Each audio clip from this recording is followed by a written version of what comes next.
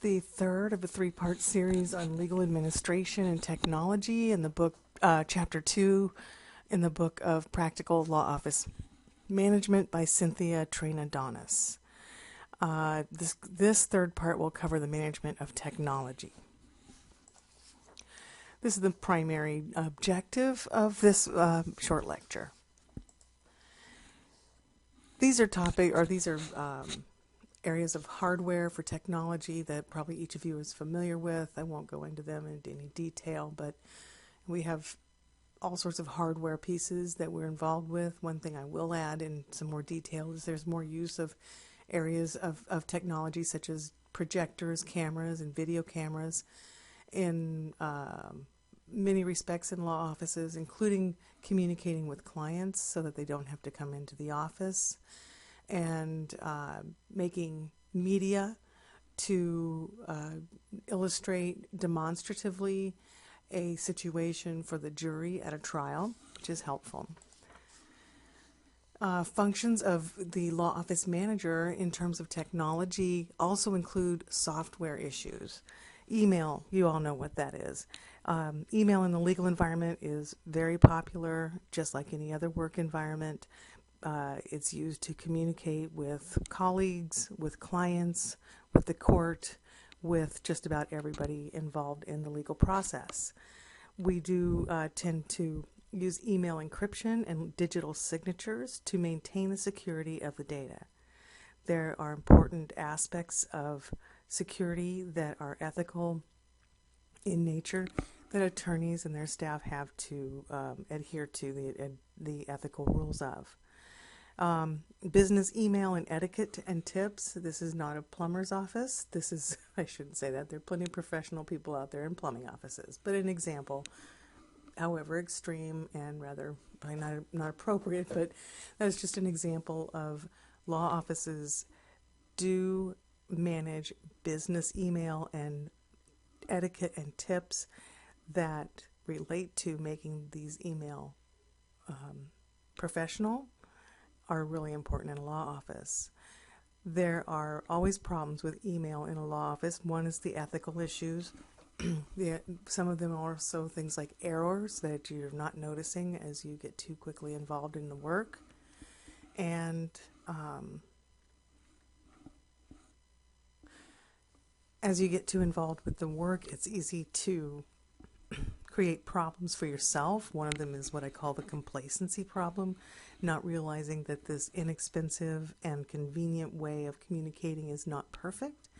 So some considerations to keep in mind is that maybe an email may not be read. Don't assume that it will be read. And technology fails from time to time, and that the computer, the network, or the telephone lines or other technology are not working correctly, your message will not reach the recipient. Be careful what you say in emails. They'll be forwarded to others. The nature of an email that it can be easily forwarded to another person. So forwarding is stop and think first before you forward an email.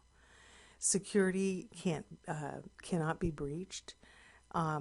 It's not necessarily confidential when we use email. So using encryption, avoiding confidential emails open on your computer screen for others to read over your shoulder, leaving for your office or for lunch or a break and not locking your computer so it can't, so that what you're seeing on your screen cannot be seen by others.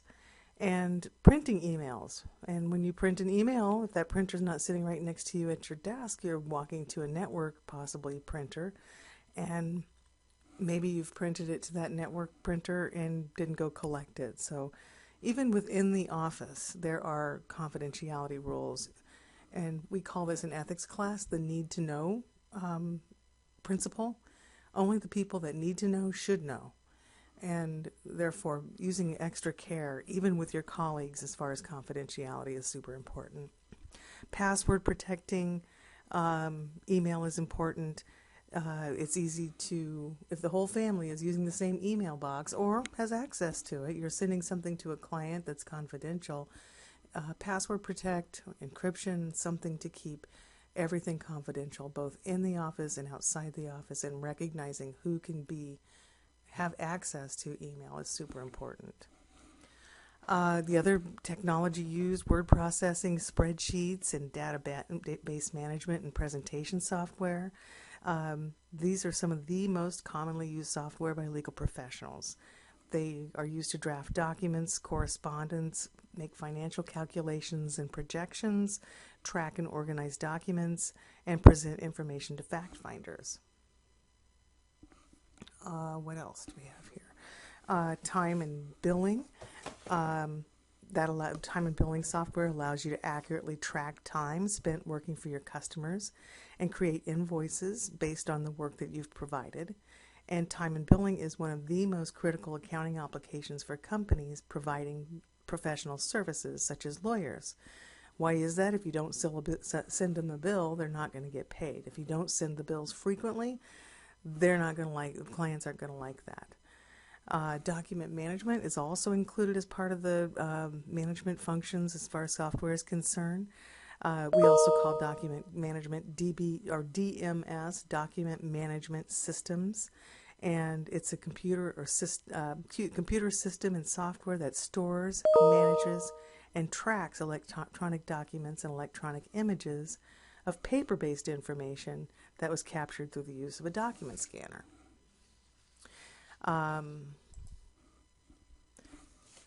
Docket control. Docket control or calendaring or case management is what those fall into. A system that's used by attorneys to alert them to upcoming filing deadlines and statutes of limitations on specific legal actions, motions, and cases. It's a critical tool in preventing professional liability claims from being made against an attorney. Document assembly, also called document automation software, allows you to automate the creation of documents by generating them from intelligent templates. Document assembly software provides a rich functionality far beyond that to native word processing programs. Litigation support software is specifically developed for those for the legal environment, and there are different softwares available. Summation is one of them. LexisNexis Case Map, LexisNexis Time Map are examples of litigation support software.